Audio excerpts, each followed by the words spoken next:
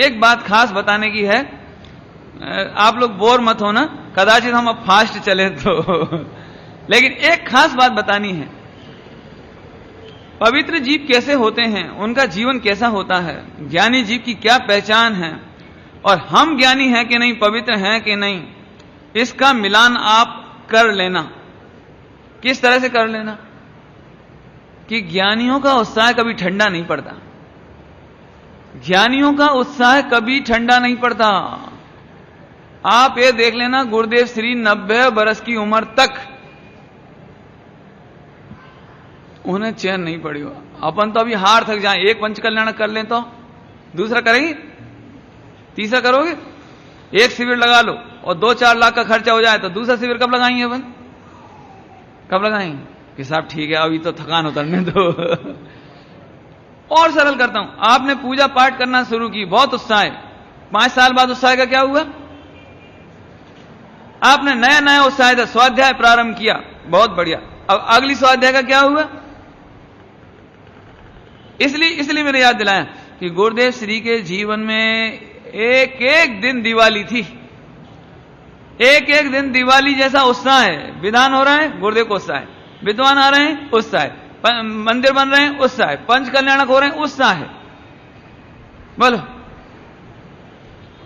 अभी देखना, ये 90 बरस की उम्र तक बिल्कुल यही टोन चलेगी। गुरुदेव ने कभी ऐसा नहीं अब रहने दो, मेरे को क्यों ले जाते हो, तुम ही कर लो, ये नहीं। 90 बरस की उम्र में भी बताओ, दक्षिण अफ्रीका चले गए दक्षिण अफ्रीका, बड़ोदरा चले गए, सनाबद के 89-90 की एज में सनाबद। मैं सही बताऊं तो कई बार मैं कंपेरेटिव सोचता हूं तो मैं कितनी जल्दी थक गया हूं मुझसे कोई कहे कि बॉम्बे आना तो मैं सोचता हूं इतनी दूर और गुरुदेव श्री की सोच देखो, 90 की एज में, 89 की एज में अफ्रीका चलना है, चलो चलो चलो। अरे महाभाग से कोई दिगंबर मंदिर बनाता है, वहां कोई एक भी दिगंबर नहीं हो, एक भी दिगंबर नहीं, दक्षिण अफ्रीका में सब श्वेतांबर यथानकवासी। अरे रे अच्छा, एक बार मंदिर बन जाएगा तो लंबे समय तक लोगों को तत्व ज्ञान मिलेगा, लोग जैन होते चले जाएंगे, चलो चलो चलो। मैंने गुरुदेव श्री का उत्साह, उत्साह समझ रहे हैं? क्यों अमित तुम्हें पाठशाला दे दी जाए और फिर बीच बीच में तकलीफ भी आए, रहने दो, हमें नहीं करना पाठशाला, हम तो अपना आत्मकल्याण करेंगे। पाठशाला चलाने के नाम पर आत्मकल्याण, प्रवचन करने के नाम पर अब रहने दो, कोई सुनता है नहीं है, हम ही व्यवस्था कर करके हारे जा रहे हैं अब सोचो कंपैरेटिवली कि गुरुदेव श्री का उत्साह कितना रहा होगा,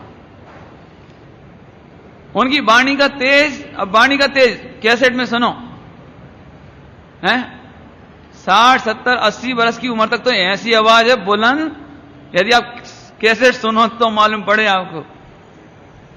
और ये 90 बरस की उम्र के प्रवचन है जो अभी सुन रहे हो आप, जबकि बीमार रहते हैं, कभी ताव चढ़ रहा है, कभी कोई बात हो रही, इसलिए थोड़ा सा आवाज में आपको ऐसा लगता है, नहीं तो बुलंद आवाज। कहने का मतलब क्या है, यदि हम आत्मार्थी हैं तो हम भी पहचाने कि हमें पूजा पाठ में उत्साह है कि नहीं, देव शास्त्र गुरु के प्रति भक्ति में उत्साह है कि नहीं, जंगल में गए तो मुनिराजों के प्रति उत्साह है। ये सब वर्णन आपने सुन लिया, अभी अब इनको रिवीजन नहीं करना है, आगे मैं बताऊंगा, आप मिलाते जाना अपने जीवन से।